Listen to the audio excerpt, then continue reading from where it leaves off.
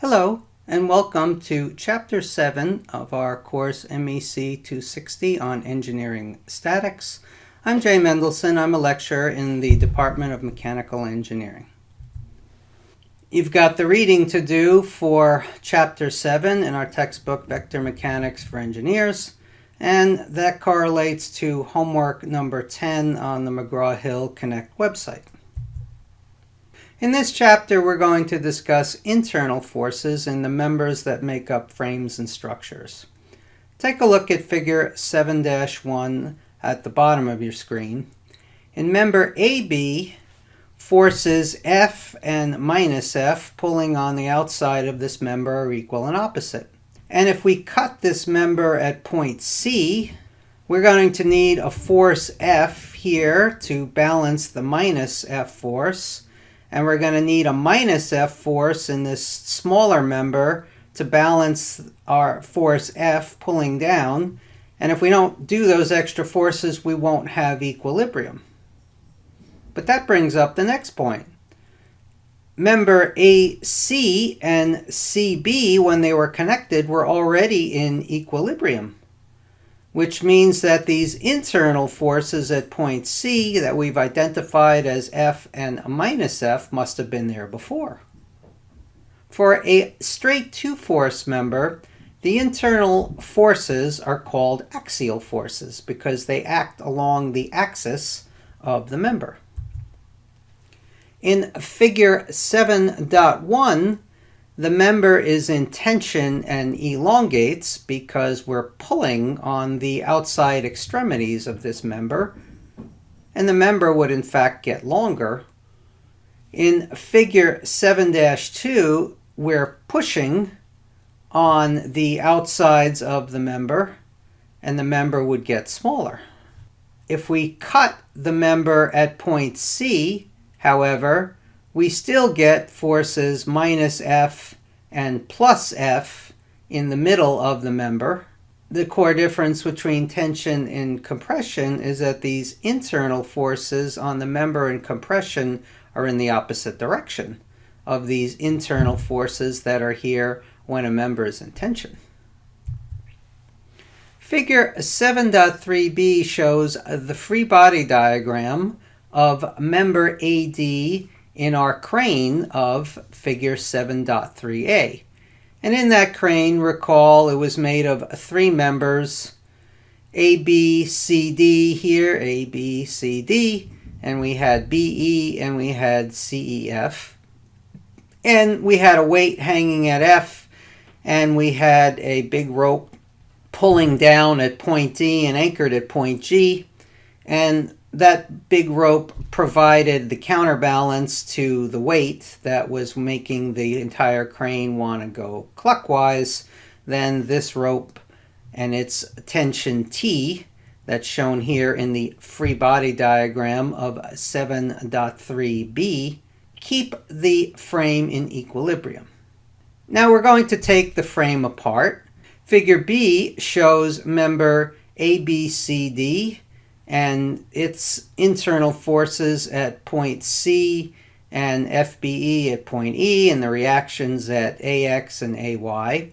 And we cut member ABCD here at point J, and then we show members JD for the top half and JA for the bottom half, and we draw the free body diagram. For equilibrium in member JD, this little force F, which is acting in a compression, balances the vertical component of force T. V, the shear force, balances the horizontal component of tension T. And this moment M, which is directed going clockwise, it balances the moment of tension T around point J. And notice those internal forces also occur in member JA, but they occur in equal and opposite directions. Here is minus V, which opposes V. Here is F going down, which opposes this F going up. and here is a moment minus m going counterclockwise, which opposes this moment m going clockwise. With similar logic as the prior slide, JA and JD were in equilibrium before AD was cut, and therefore internal forces F, V, and M must have existed beforehand. The deformation of member AD is roughly sketched on the right here in figure 7.3e. And the reason it takes this bowed shape is there is a tension T pulling down at point D, but point B is supported by this cross member BE, which is pinned to member AD, and so its deflection will be very minimal. There's also a force C sub x pulling to the right, which is from member CEF, and that will tend to pull this top half to the right. But point B will not deflect very much. Between a point B and point A, there are no other support points, so the member between B and A will tend to bow in the opposite direction of the member between D and B. Force F in member JD and its corresponding minus F in member JA is called an axial force. Force V, which acts across the member, and its counterpart minus V in member JA is called a shearing force because it's shearing across the member. And our moment M is referred to as the bending moment at point J.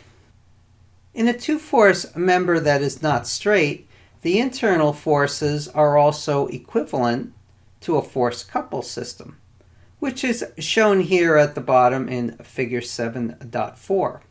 We cut member AB at point D, so there's our cut line, and there is AD, and here is DB, and at an angle going back to C. And we can draw our forces, VF and our moment M, internally at point D, and they are opposed by this force couple, which is minus F and minus V and minus M, moment in this case going clockwise at point D.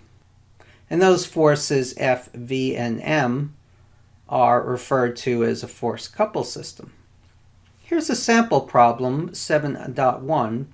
We're going to use the results of sample problem 6.5 to find the internal forces in the different frame members at a couple of locations. We broke the frame of the left apart into members AE, ACF, and BCD. And in those members, forces AX and AY at point A are equal and opposite in members ABE and ACF. BX and BY are equal and opposite at point B. Here's BX and BY in members ABE and BCD. And CX and CY, they're equal and opposite here in ACF, where they're going CX to the left, CY down. And in member BCD, CY is going up and CX is going to the right. The problem in 7-1 asks us to determine the internal forces in member ACF at point J, and also in members BCD at point K. Our strategy will be to isolate each member at a given point, recalling that the resultant parts are all in equilibrium. And then we'll be able to assert our equilibrium equations at these various points and figure out the internal forces. From a problem 6.5, we knew that CY was a plus 3,600 newtons, AY was 1800 newtons, By was plus 1200 newtons, Ey was plus 600 newtons, and Fy was plus 1800 newtons, with other forces in the diagram shown as equal and opposite to these numbers. In step 1, we find the internal forces at point J, and we're going to cut member ACF at point J.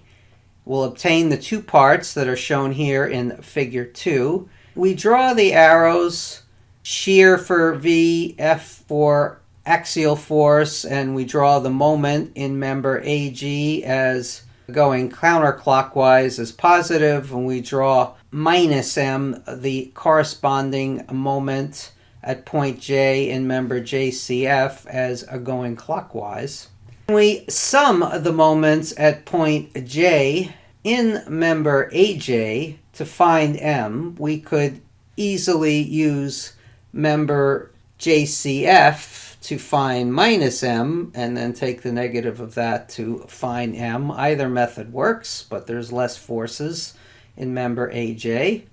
All we have is a 1800 Newton force which acts 1.2 meters in the perpendicular distance away from J, and it gets a negative sign in this moment equation because this 1800 Newton force wants to go rotate in a clockwise direction about point J. And the only other moment is our internal moment M, which is located at point J.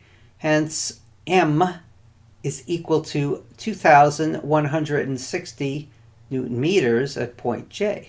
We can sum the forces in X in member AJ. Note that the XY axis has been rotated so that the Y axis is now perpendicular to our member, and the x-axis is pointed along the axis of the member, which is the same direction that force F is pointed, such that when we sum these x forces on the axis of AJ, we get a positive F, and this 1800 Newton force is in the minus direction because its horizontal component is acting opposite the direction of F, but we have to multiply the 1800 newtons times the cosine of this angle 41.7 degrees. So F minus 1800 newtons times a cosine 41.7 degrees equals 0, and then F equals 1344 newtons. When we sum F and Y, we have a negative V because this shear force of V in member AJ is pointed to the opposite direction of where we're defining the y-axis. So we have a minus V plus 1800 newtons, which is substantially pointed in the positive y direction, times the sine of this angle 41.7 degrees have to be equal to 0. V pointed down and to the left is a plus 1197 newtons, which means we correctly guess the direction of V in the diagram for member AJ. In step 2, we're going to find the internal forces at point K, which was in member BCD. We've defined the internal forces F and V at point K in the directions shown, as well as this internal moment M, which by standard convention M is positive when it is going in the counterclockwise directions. We sum the moments at K equal to 0 to find the moment M. We do that in member BK. We have our 1200 newtons going counterclockwise around point K at a distance of 1.5 meters.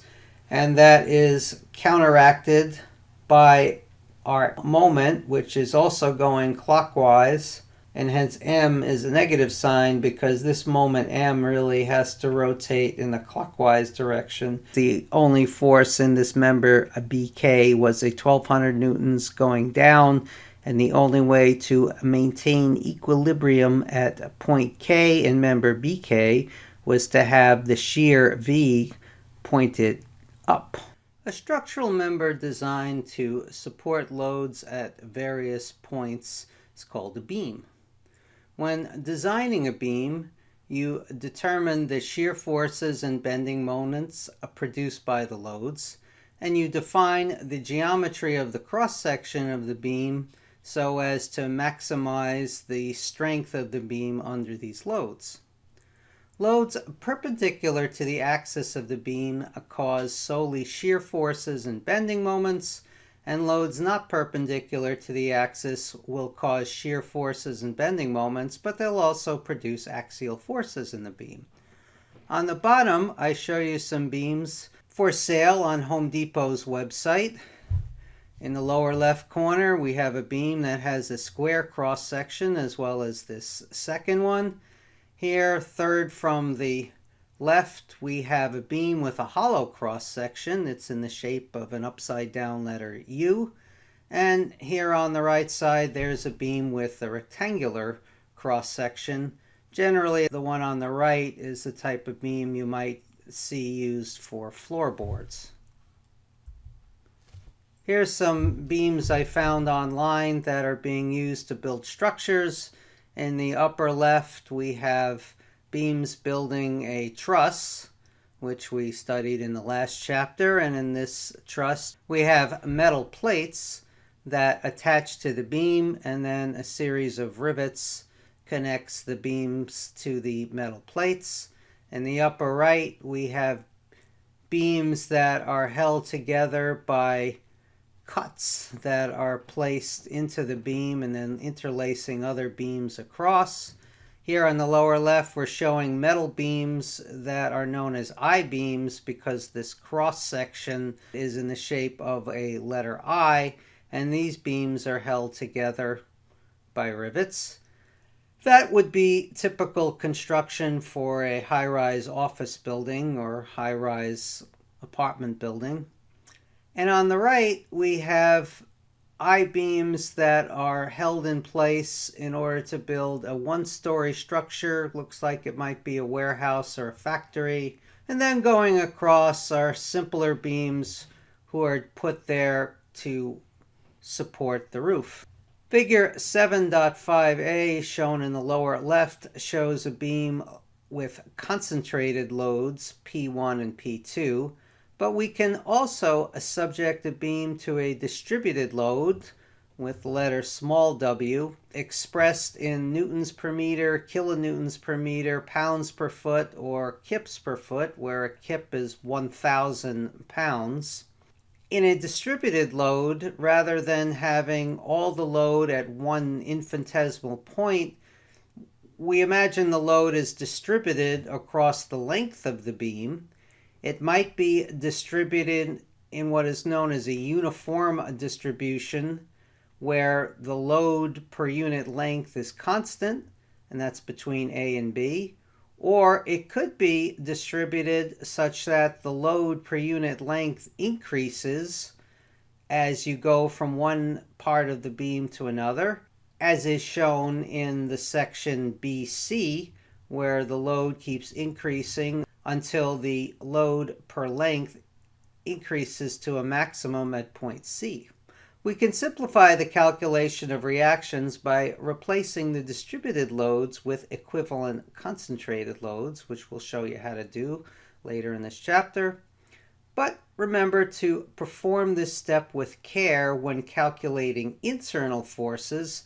We'll show you sample problem 7.3, how to calculate the internal forces when you have a distributed load. Figure 7.6 shows several types of beam supports.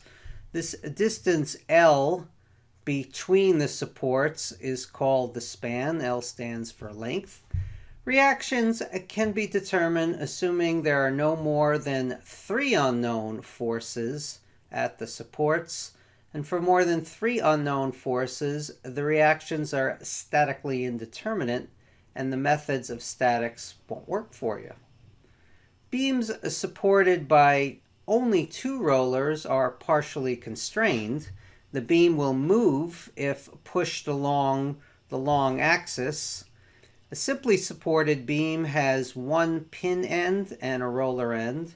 An overhanging beam has one pinned end and a support for rollers, but the length of the beam extends beyond the rollers. Cantilevered beam has a completely fixed end at one end and a free end at the other. You know cantilevered beams because they're called diving boards when you go to your local swimming pool. Statically indeterminate beams will have more than 3 unknown forces in them. It can happen here in a continuous beam if you have 3 supports, 1 pinned end, and 2 on rollers.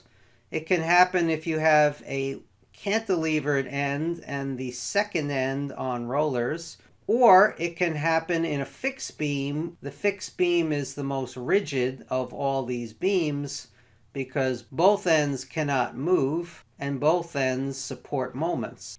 Sometimes 2 or more beams are connected by hinges to form a single continuous structure, as shown at the bottom in figure 7.7. The reactions at the supports involve 4 unknowns, and they can't be determined from the free body diagram of the 2-beam system. We determine the reactions by analyzing the free body diagram of each beam separately, but analysis of this situation is quite complex. You have 6 unknowns, including 2 force components at the hinge itself, which is point H, and you're going to have 6 equations. Now we're going to go over shear and bending moments in a beam. The beam AB of figure 7.8a is subjected to concentrated and distributed loads. We've got concentrated loads P1, P2, and P3, and we've got distributed loads with magnitudes of W1 and W2. We treat the entire beam as a free body. By summing the moments at A to 0 and B to 0, we can obtain reactions RA and RB. We cut the beam at point C, and we draw the free body diagram of AC on the lower left and CB on the lower right. If we sum Fy to 0 in member AC, we can find the shear V. Alternately, we could sum the Y forces and set them to 0 in member CB and find V prime. Note that V prime equals the negative of V. We can sum the moments around point C equals 0 in member AC to find M, or we can sum the moments around point C in member CB and we can find M prime. Note that M prime is equal to the negative of M because M is rotating counterclockwise and M prime is rotating clockwise. The assumed directions of internal forces V and V prime are directed per 7.9a. This is the standard convention, that on the left side of the beam, V goes down, moment is clockwise. When you cut the beam and you still have the right side of the beam, M prime is going clockwise and V prime goes up. A positive value when you calculate V indicates that going down is the correct direction. And a negative value for V indicates that the directions are opposite, that V is really going up. In this case, V prime would be going down. The scalar V is called the shear at a given point of the beam. Figure 7.9b in the lower right corner shows the effect of external forces, meaning the beam itself will want to displace. It's not going to look like this in a real beam, but it's going to want to do this, where one side of the beam is going to want to go up and the other side of the beam is going to want to go down. You would have to exceed the shear limit of the material itself to actually make the physical beam be discontinuous, as it's shown here in figure 7.9b. The assumed directions of M and M prime are directed as per 7.9a A, which means that on the left side of the beam, a positive moment is counterclockwise direction. On the right side of the beam, a positive moment, M prime, would be going clockwise. If you get a negative value for M is really going the other way, and then of course M prime is going the other way. And the bending moment at point C is positive when the external forces acting on the beam bend it up concave. So that's this shape, concave. If the beam is bent into this convex shape, which I'm drawing with my mouse, then the bending moment at point C is considered negative. A plot of the shear value at any point on a beam is called a shear diagram. And the plot of the bending moment value at any point on a beam is called a bending moment diagram. Figure 7.A shows simply a supported beam AB of length L subject to a load P applied at the midpoint D.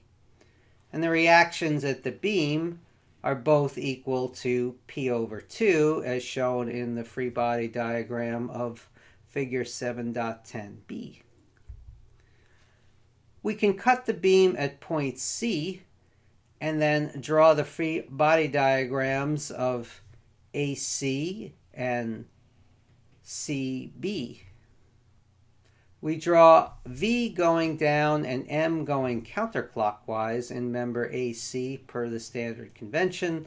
Likewise, we draw V prime going up and M prime going clockwise in the right side of the beam, which is member CB.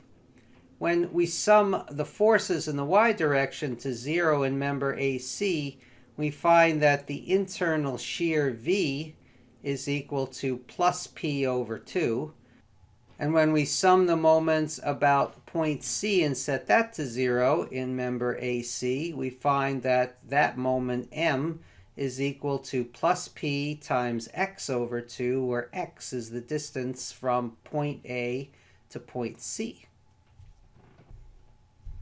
We plot V and M between points A and D, and we get figures 7.10e and 7.10f.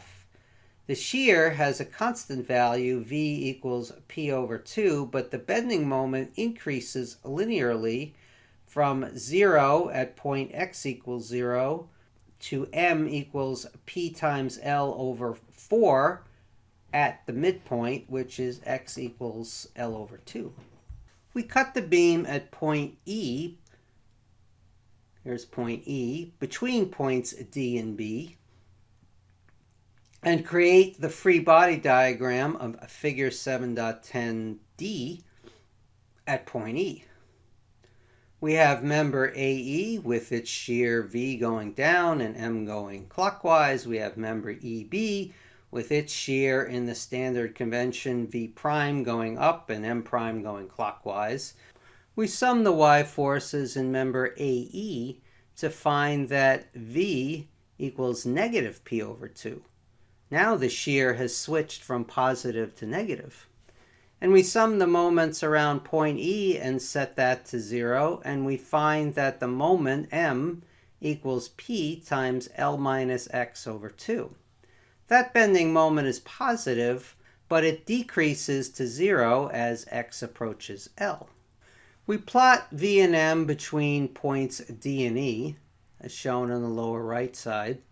The shear has a constant value of V equal to minus P over 2. It flips from plus P over 2 to minus P over 2 at point D. The bending moment decreases linearly from M equals PL over 4, which is the peak moment, at x equals L over 2, to M equals 0. Note that the moment is 0 on both sides of the beam because neither a pinned support or a support on rollers can support a moment, which by definition means the moment is 0 at those points. Sample problem 7.2 asks us to draw the shear and bending moment diagrams for a beam shown in figure 1 that is subject to 2-point loads, a 20 kilonewton downward point load at point A and a 40 kilonewton point load that is shown at point C. This loading is known as an overhanging beam because point A is shown to the left of joint B out in space. We will determine R sub B and R sub D by treating the entire beam as a free body, cut the beam just before and after each of these 2-point loads, and solve for the shear and the bending moment at those locations. In step 1, we solve for the reactions R sub B and R sub D. The force in the x direction at pinpoint B is 0 because there are no external forces in the x direction. We sum the moments at point D and set that to 0, and we get 20 kilonewtons times 7.5 meters. That's going counterclockwise, so it's a plus. 2 meters times 40 kilonewtons, also going counterclockwise, another plus. Subtract RB times 5 meters because that moment is going clockwise, and we get that RB is 46 kilonewtons. We then sum the y forces in the beam, set it to 0. We've got a minus 20 and a minus 40 kilonewtons, and RB and RD are pointed up, so they get positive signs. Plug in the numbers, including the fact that RB equals 46 kilonewtons, and we find that RD equals 14 kilonewtons. Now we'll calculate the shear and bending moments at point 1, which is just slightly to the right of point A. And when we mean just to the right, we mean just to the right, as in the distance essentially is not even measurable. At point 1, we have a 20 kilonewton force, but this perpendicular distance is so tiny that we essentially call it 0. And we add it to M1, which is by standard convention going counterclockwise, and you quickly find that M1 is 0, which is what you should find, because the free end of a beam cannot support a moment. When we sum the y forces at point 1, we've got this 20 kilonewton load going down, and we've got V1 going down, hence 2 negative signs, and we find that V1 is minus 20 kilonewtons. Now we'll calculate the shear and bending moments at point 2, which is just to the left of point B, but we're going to use the 2.5 meter dimension as the distance from the edge of the beam to point 2. And when we sum the y forces, we've got a 20 kilonewton load going down, and we've got minus V2 again. So we find that V2 is minus 20 kilonewtons, just like V1 was. When we sum the moments at point 2, now we find that this 20 kilonewton load has a perpendicular distance of 2.5 meters, and hence it is supplying a moment at point 2 in the counterclockwise direction, which is added to M2 going in the counterclockwise direction. But you'll quickly find that M2 has to be a negative 50 kilonewton meters, which means the real direction of M2 is clockwise. Likewise, because V2 is minus 20 kilonewtons per this convention, the real direction of V2 is going up. Now we'll calculate the shear and bending moments at point 3, which is just slightly to the right of point B. And you'll see that it won't matter for the moment calculation versus what we got for the moment at point 2, but it matters a lot for what the shear force is in the beam. Because when we sum the forces in the y direction to 0, we not only have a 20 kilonewton load going down, and we've got V3 going down by convention, but now we have the 46 kilonewton load going up because point 3 is just slightly to the right of point B. And now V3 is 26 kilonewtons.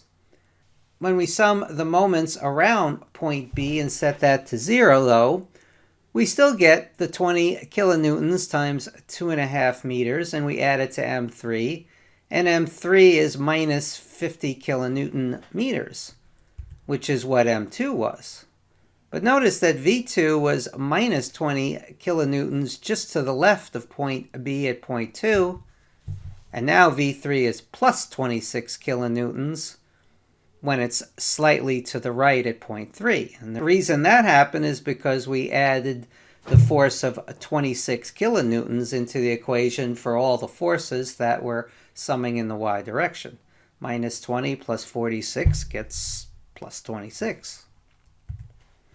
Now we'll calculate the shear and bending moments at point 4, which is just to the left of point C.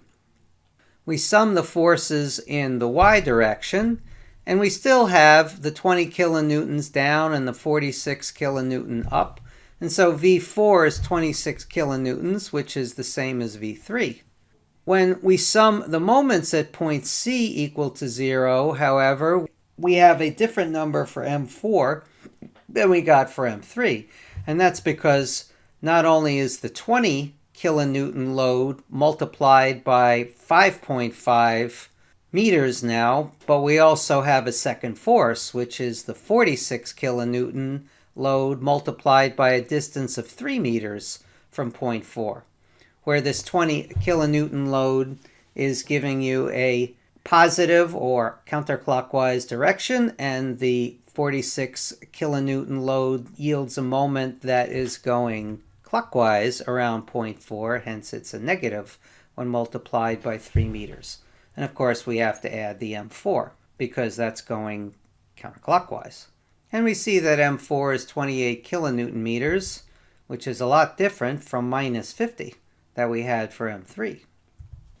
Now we'll calculate the shear and bending moments at point 5, which is just to the right of point C. We've got 3 forces when we sum the forces in the y direction. We've got a 20 kilonewton force down, we've got the reaction B 46 kilonewtons up, and we've got this external load 40 going down, and we also have V5 going down, hence we've got 4 terms in this equation, and we see that V5 is minus 14 kilonewtons, which was our old V4 of 26 kilonewtons, but now we are subtracting this new force of 40 from it, and hence V5 goes down to minus 14 kilonewtons.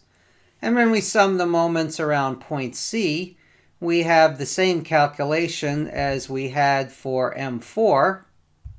We had 20 times 5.5 meters, and we subtracted this 46 times the 3 meters, and there is no term for the 40 kilonewton force in terms of a moment because point 5 is just infinitesimally to the right of point C.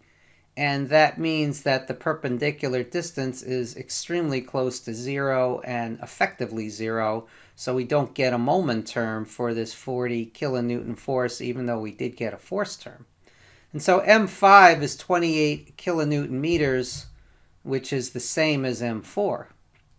Now we calculate the shear and bending moments at point 6, which is just to the left of point D. We do the force calculation, and we've got 4 forces involved, and we find that with a minus 20, there's our minus 20, and a plus 46, and a minus 40, and we have V6 going down. V6 is still minus 14 kilonewtons, which it was the same number for V5. But the moment at D now has a totally different value because we do have 3 forces involved for that calculation. We have the 20 kilonewtons times 7.5 meters minus 46 times the 5 meters, 3 plus 2, and now this 40 kilonewtons does have a perpendicular distance from point 6, and that's 2 meters, hence we have plus 40 times 0.2, yielding this counterclockwise positive moment. We add that up, and we find that M6 is 0. We could have also found that from inspection, because the end of a beam which is on rollers cannot support a moment. And so the fact that we calculated M6 equals 0 is a good thing, because that also agrees with our knowledge of statics. Now we'll plot the shear and bending moments. Neither end of the beam can support a moment, and hence M has to be 0 at both sides. The internal shear force near the left end is minus 20 kilonewtons. There's our minus 20 kilonewtons, because it has to balance this force coming down 20 kilonewtons. And again, remember, V was defined as positive is down when we did a shear diagram. There's our convention here. So the fact that V down is minus 20 means the real internal force in the beam is going up, counteracting this 20 kilonewtons, and that force is constant between A and B. The internal shear force near the right end is minus 14 kilonewtons, because it has to balance the forces at the right end, which is the upward reaction of 14 kilonewtons at point D.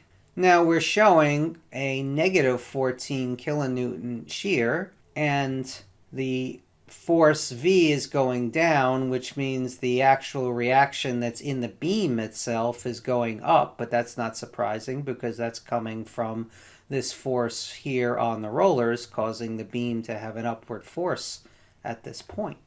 The shear diagram for point loads winds up being a step function and has these sudden changes at the 46 kilonewton reaction at point B and the 40 kilonewton downward force at point C.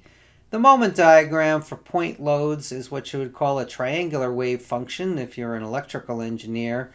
But the one thing we can say about this moment is that the peak absolute value of the moment is minus 50 kilonewton meters at point B, which means that would be the actual point of maximum stress in the beam, and you'll be calculating the stresses in beams in your next courses. In sample problem 7-3, we're going to draw the shear and bending moment diagrams for the beam ACDE going across. This beam is subjected to a distributed load of 40 pounds per inch extending between points A and C, which is a distance of 12 inches. And the beam has a little hook on it. There is a 400-pound load applied at point E, which is not directly on the beam. The basic loading of the beam ACDB is known as a simply supported beam because one side is on rollers and the other side is pinned. We will determine the reactions by treating the entire beam as a free body. We'll solve for a force couple at point D, which will be equivalent to the load at E, and putting this force couple at point D will allow us to analyze the beam. And we'll cut the beam just before and after each of these distributed or concentrated loads, which includes the moment. Let's solve for the reactions at A and B. The distributed load of 40 pounds per inch extends over 12 inches of the beam from A to C, uniformly distributed we call it, so we take 40 pounds per inch and multiply by 12 and replace this distributed load by a 480-pound load acting at the halfway point between A and C, which is the centroid of the distribution, and that's at a distance of 6 inches from point A. In order to find the reactions at A and B, we don't yet have to create the force couple at point D. And we'll sum the moments around A and find that By times 6 plus 16 plus 10 is 32 inches, and that's acting counterclockwise. By times 32 inches minus the 480-pound equivalent concentrated load times 6 inches, because that's going clockwise, minus 400 pounds times the perpendicular distance to A, and that is 6 plus 16 is 22 inches, and force E acts in a way that it produces a clockwise moment, hence the negative sign. That equals 0, and By is equal to 365 pounds acting up. When we sum the moments around point B, our 480-pound equivalent load acts in a manner that is counterclockwise. It is 26 inches from B and positive because the moment is counterclockwise. We multiply the 400-pound force by its 10-inch perpendicular distance from point B, that's plus 400 times 10, and we also subtract the moment created by force A times the full 32-inch distance from point B, and we solve the equation and find that A is 515 pounds. B sub x is equal to 0 because there are no forces in the horizontal direction. Now we can replace the 400-pound load by an equivalent force couple system acting on the beam at point D. And this way we can study the forces that are in the beam itself. The moment of this 400-pound force at E acting on D is 1,600 pounds in the clockwise direction. So we can move this 400-pound force from point E here to point D by adding a clockwise moment at point D and then moving the 400-pound force acting down from point E to D. We solved for A at 515 pounds acting up, and for B we solved for 365 pounds acting up. Now we'll calculate the shear and bending moments at point 2, which is located between points C and D. We'll treat the distributed load as a concentrated load acting at its centroid. You get a constant shear force V and a linear equation for the internal moment M. The equations shown are valid for the part of the beam between x equals 12 and x equals 18.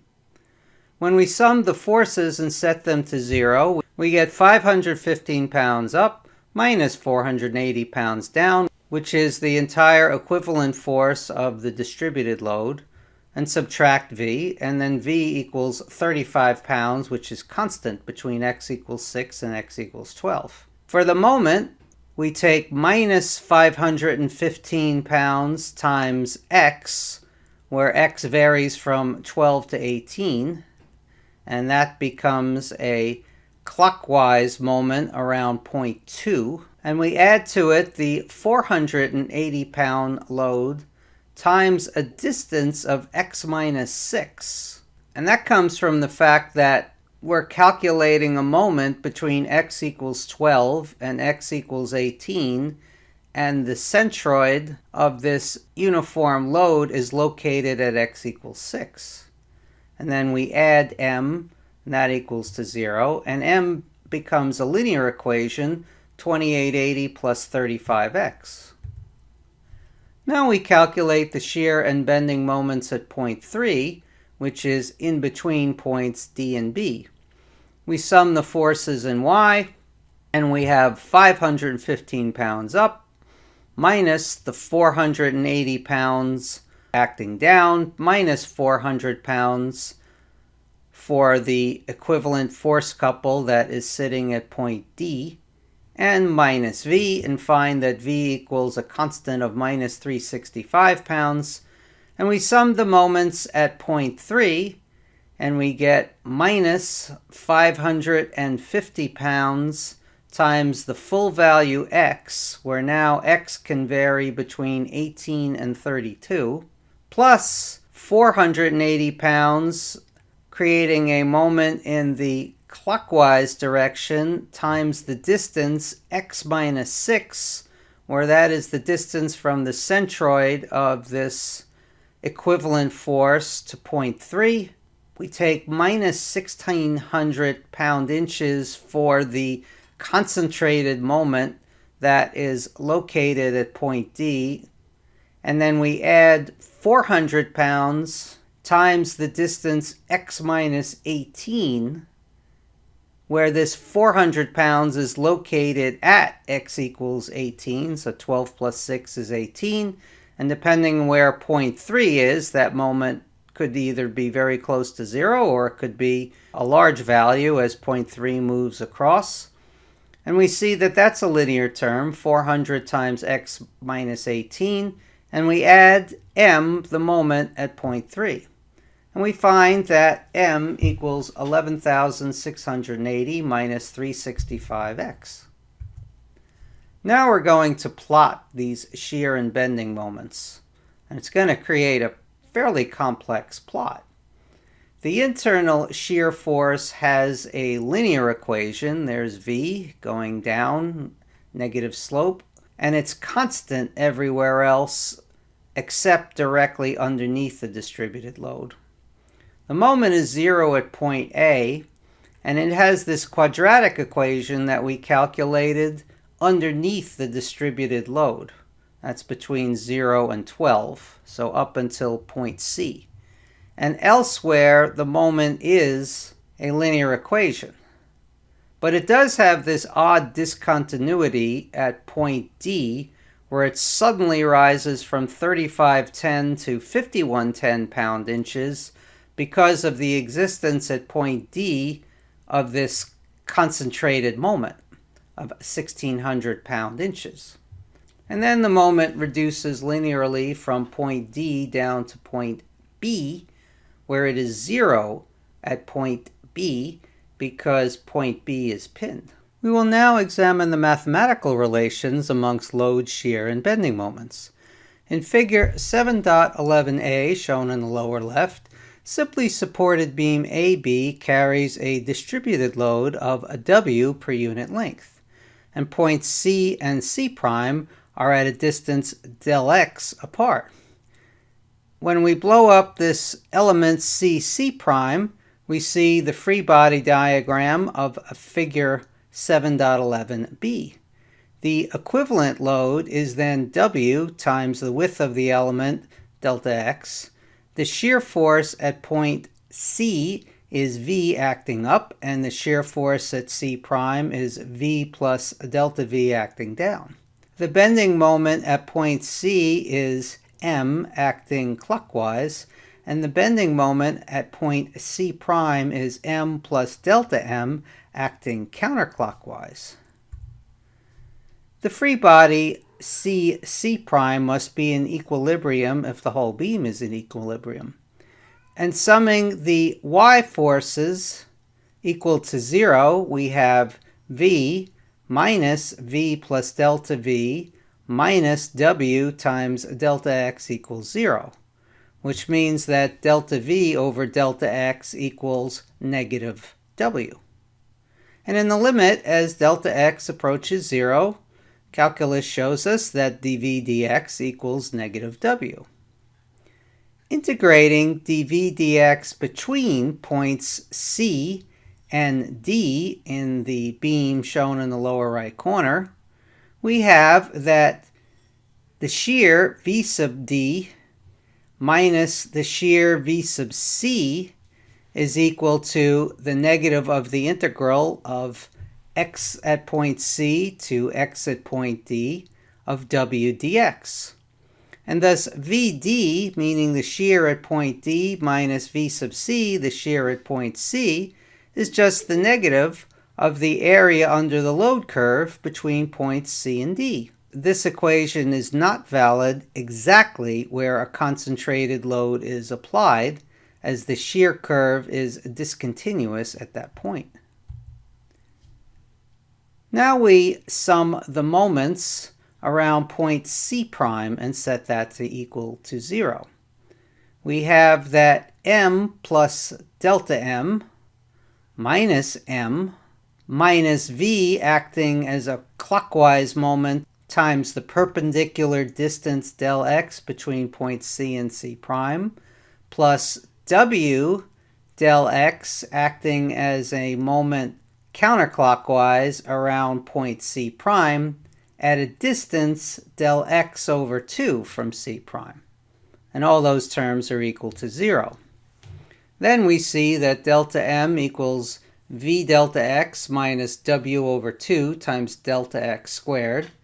And del M divided by del x is V minus W over 2 times del x.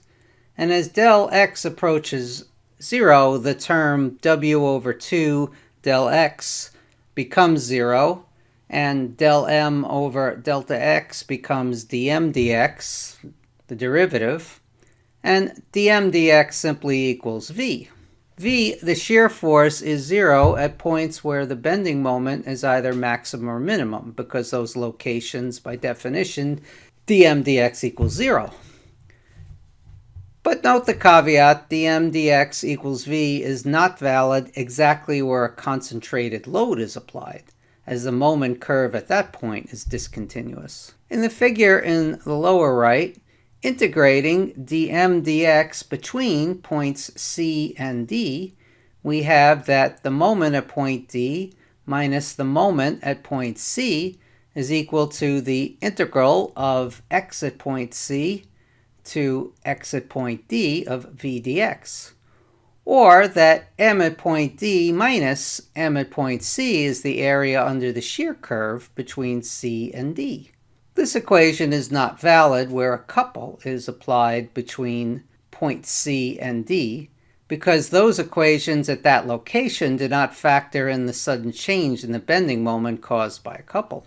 Now we'll do concept application 7.1 to show you where we can determine the shear and moment diagrams for a uniform load using our newly derived equations. Figure 7.12a shows a simply supported beam AB with a span of length L carrying a uniformly distributed load, small w. When we sum the moments around point A equal to 0 and the y force is equal to 0 in the free body diagram shown here in figure 7.12b, we find that the reaction at A equals the reaction at B, which equals small w times capital L divided by 2. We can sum the y forces equal to 0 to solve for the shear V at various points along the beam. And just to the right of point A, so right here, V is equal to WL over 2, because the reaction is equal to WL over 2. But once we get some arbitrary distance x from point A, then we use our equation that says the shear at that point x minus the original shear at point A is equal to the negative of the integral of 0 to x of wx, and that equals negative wx. So solving this equation, v minus v sub a equals negative wx, we find that v is equal to w times L over 2 minus wx, and that's just equal to w times the quantity L over 2 minus x, which is a curve for a straight line that we see in the shear diagram. The shear goes from W L over 2 at point A to minus W L over 2 at point B. Now we'll sum the moments around point A and set that to 0. At a distance x from point A, so some arbitrary distance x, we have that m minus the moment at A is the integral from 0 to x of the shear V dx. And solving that integral, we plug in our equation for the shear, which is W times the quantity L over 2 minus x. At the moment, anywhere in this beam is a quadratic expression, W over 2 times Lx minus x squared. The maximum moment occurs in the middle of the beam at x equals L over 2. This maximum moment minus the moment at point A, which is 0, is equal to then the max moment. But that max moment is the area under this shear curve between points x equals 0 and x equals L over 2, and that's just a triangle with a height of WL over 2 and with a width of L over 2.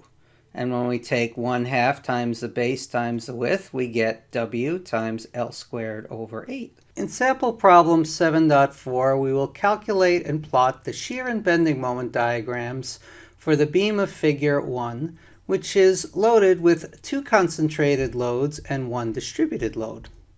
This loading is known as an overhanging beam because the distributed load of 1.5 kips per foot is located to the right of the rightmost reaction point D, D being on rollers and A being pinned. We'll determine the reactions at A and D by treating the entire beam as a free body. We'll cut the beam before and after each of the loads of figure 1, and we'll solve for the shear and the moment at those locations. In step 1, we solve for the reactions at A and D.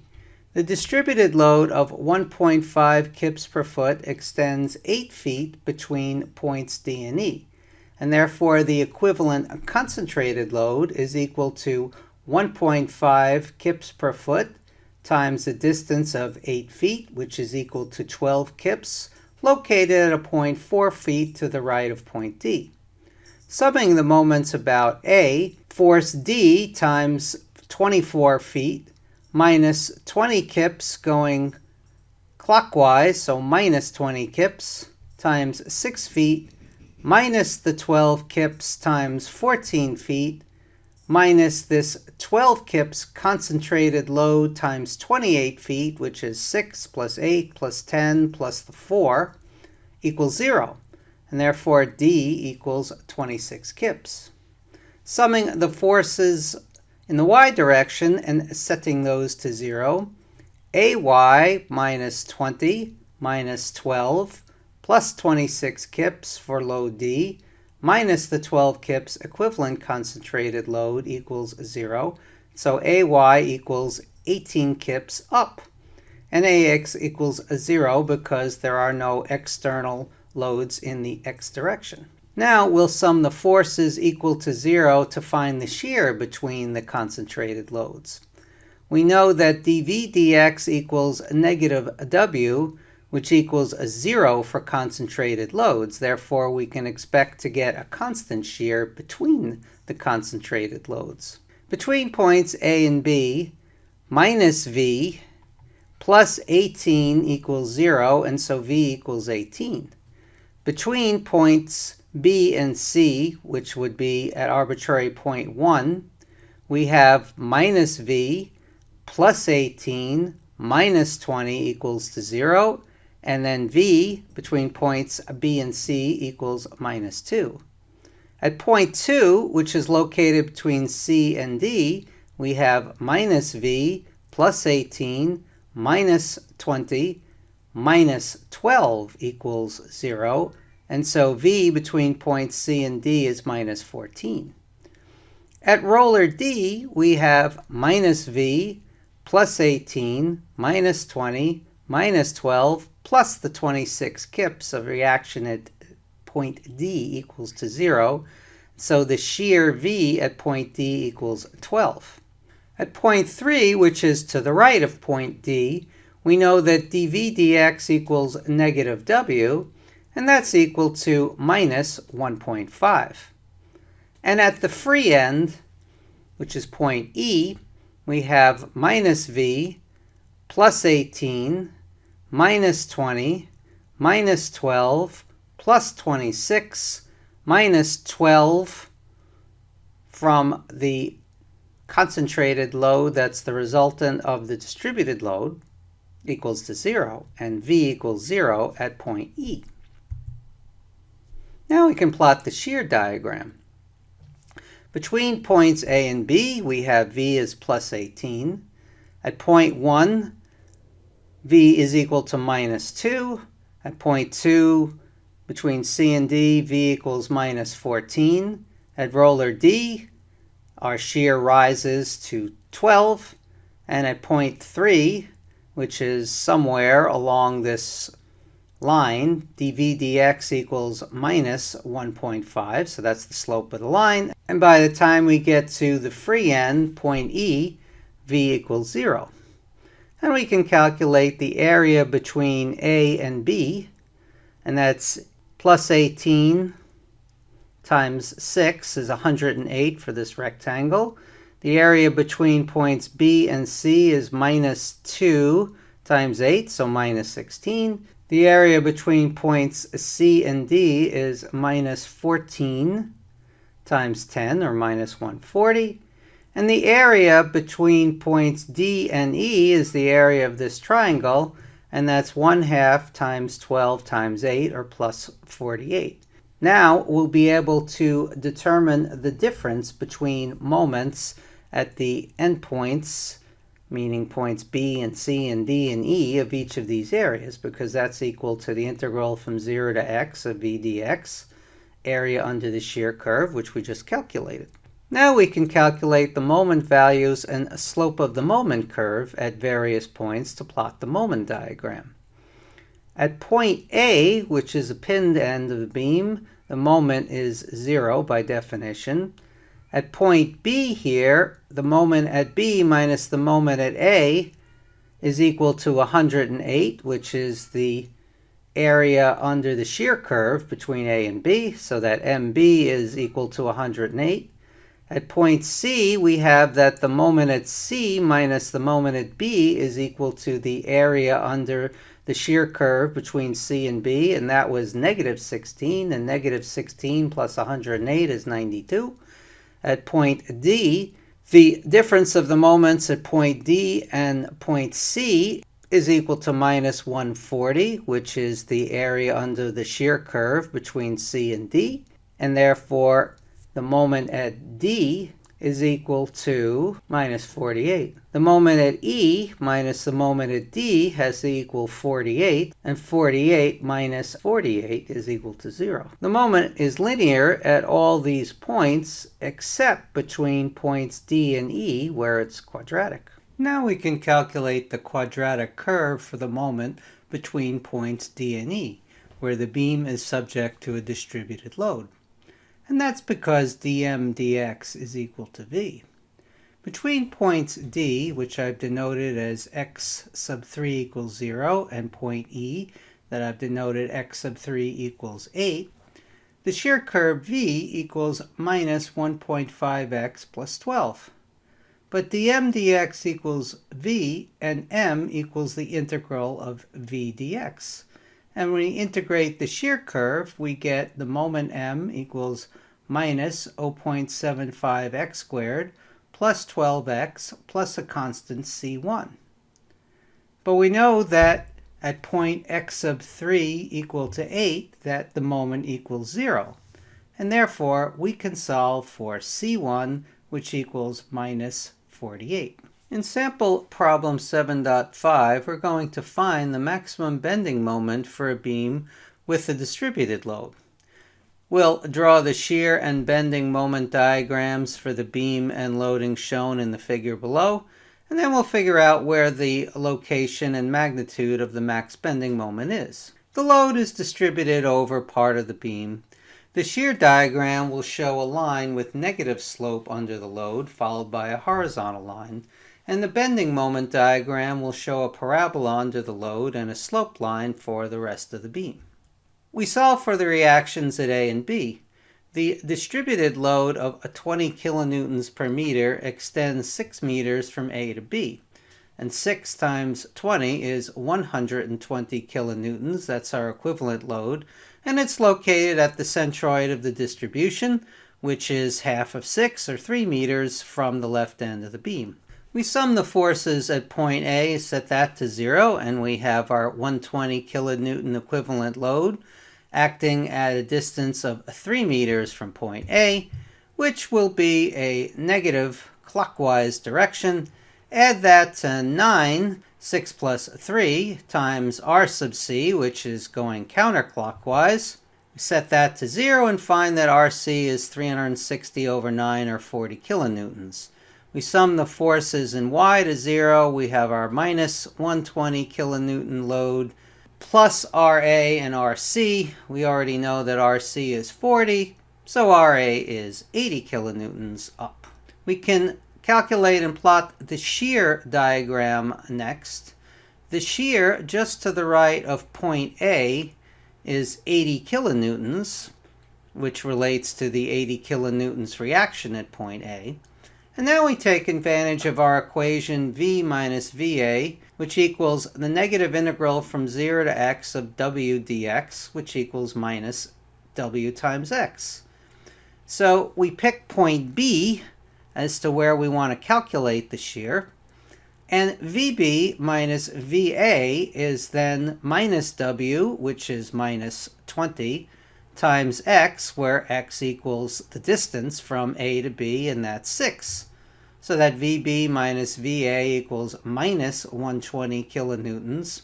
And VB is minus 120 plus VA, which is minus 120 plus 80, or minus 40 kilonewtons. So now we know the point 80 at point A. We know that V equals minus 40 at point B. And we know that it's a straight line because that's how a shear diagram works when you're underneath a distributed load. And there are no additional forces between points B and C, which means that VC is going to equal to VB and be minus 40 kilonewtons. Now we can calculate and plot the bending moment diagram. The maximum bending moment occurs where dm dx, which equals to v, which equals to 0. And there's only one place in this diagram where v equals 0, and that's at point D. So now we know point D is the maximum. And we know that points A and point C will have a bending moment of 0 because pins and rollers located respectively at those points can't support a moment. We have our equation m minus m sub a is the integral of 0 to x of v dx, which is just the area under the shear curve. The area under the shear curve between A and D is 160 because it's 1/2 times 80 times x equals 4. And the area under the shear curve between D and B is minus 40 because it's a distance of 6 minus 4, which is 2 horizontally, times 1/2 times minus 40, and that equals to an area of minus 40. The area under the curve between B and C is minus 120. It's a rectangle. The distance x between B and C was 3 meters. The whole beam was 9, and from A to B is 6, so from B to C is 3. And that multiplies by a shear of minus 40 kilonewtons, and so the area under the curve between B and C is minus 120. Now we start at point A. Point A is 0, and point D is the moment of MD minus MA equals the area under the shear curve, which was 160. So 160 minus 0 says that point D has a moment of 160 kilonewton meters. Now the moment at B minus the moment at D has to be the area under the shear curve, and that's minus 40. And if you subtract 40 from 160, you get that M sub B has to be 120 kilonewton meters. Now the moment under the curve between points C and D is minus 120 kilonewtons, and MC has to be 0 because 0 minus plus 120 equals minus 120, which means of all these locations, 160 kilonewton meters at point D is the magnitude of the maximum moment.